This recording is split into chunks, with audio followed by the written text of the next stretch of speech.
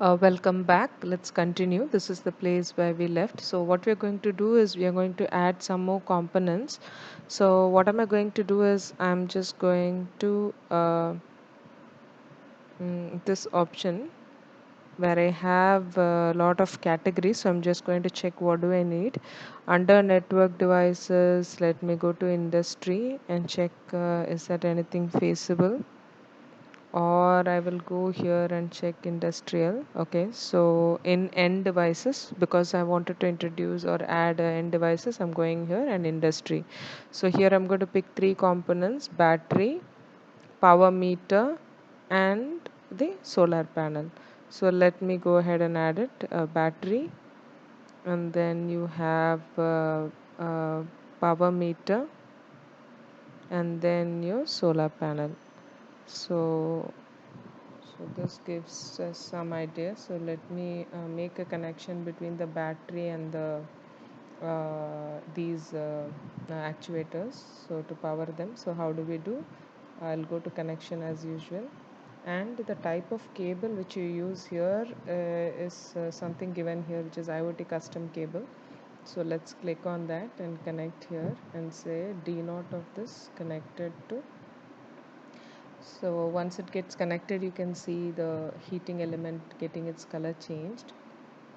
So it may get, once it gets powered, so it can have a change in that. And then let me do one more connection here from here, D1 to your motor.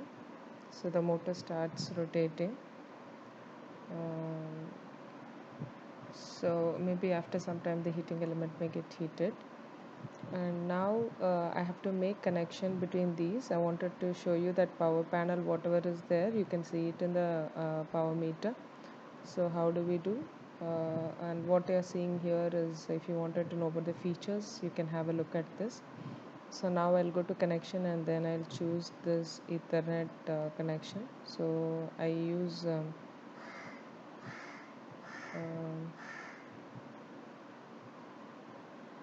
I'm sorry, I have to use IoT cable. So I'll connect this D0 to D0 of this, and one more from here, D1, because D0 is already used, to something of this. So this connection is over. So now we can see whatever is coming here is also coming here. And now let's do the remaining connection with respect to the switch. So how do you do switches? Again, you wanted to have Ethernet connection, so I'm using this, connecting this Giga Ethernet to one of the Ethernet port. Similarly, I'll repeat for power meter, fast Ethernet to this. So you can select any port here, and then from the battery, battery connection is again this, fast Ethernet, and then to this you connect Ethernet 5. So this completes the connection.